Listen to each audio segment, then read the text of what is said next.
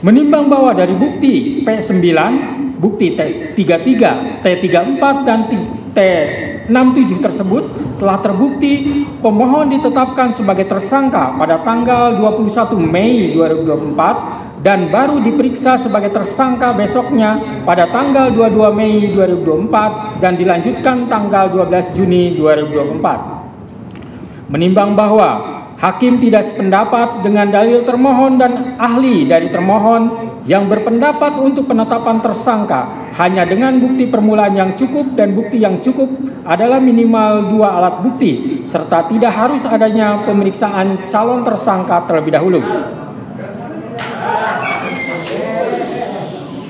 Menurut hakim, penetapan tersangka tidak hanya dengan bukti permulaan yang cukup dan bukti yang cukup adalah minimal 2 alat bukti, tetapi juga harus diikuti adanya pemeriksaan calon tersangka terlebih dahulu.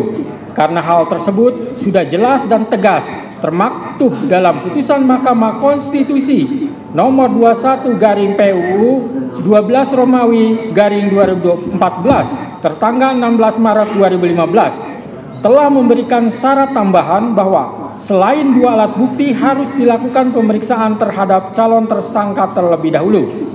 Di mana dalam pertimbangannya, Mahkamah Konstitusi menyebutkan bahwa agar memenuhi asas kepastian hukum yang adil sebagaimana ditetapkan dalam pasal 28D ayat 1 Undang-Undang Dasar 1945 serta memenuhi asas lex serta dan asas lex stricta dalam hukum pidana.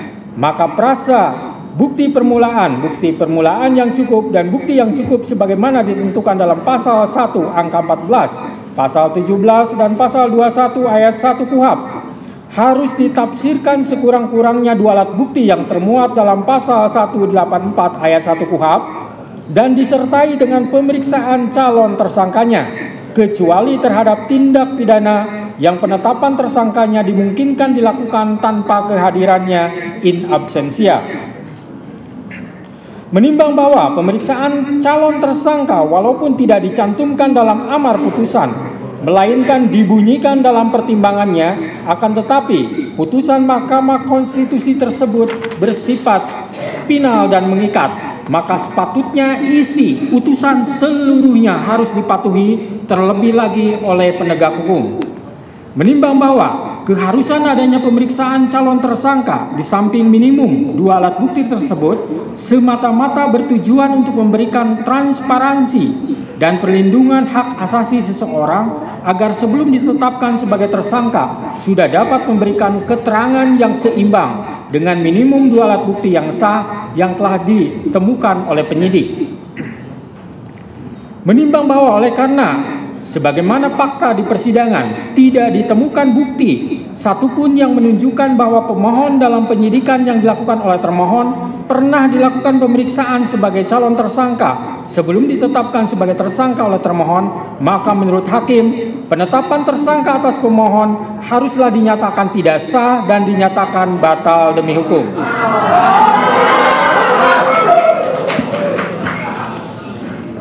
Menimbang bahwa berdasarkan pertimbangan di atas, maka alasan-alasan permohonan pra-peradilan yang diajukan oleh pemohon haruslah dinyatakan beralasan menurut hukum dan patut dikabulkan.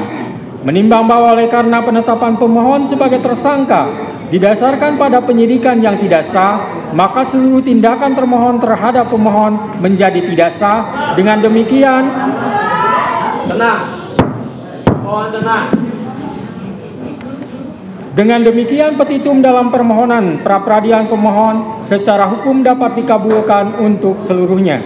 Menimbang bahwa oleh karena permohonan pra-peradilan pemohon telah dinyatakan dikabulkan untuk seluruhnya, maka biaya yang timbul dalam perkara ini dibebankan kepada negara. Memperhatikan Undang-Undang Nomor 8 Tahun 1981, Putusan Mahkamah Konstitusi Nomor 21/PUU 12 Romawi garing 2014, serta peraturan lain yang bersangkutan, mengadili 1. Mengabulkan permohonan pra-peradilan pemohon untuk seluruhnya.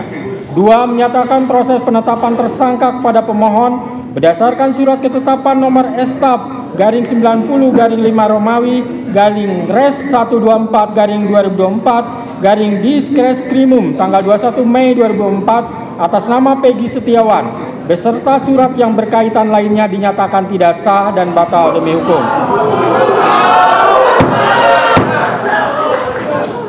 Mohon tenang.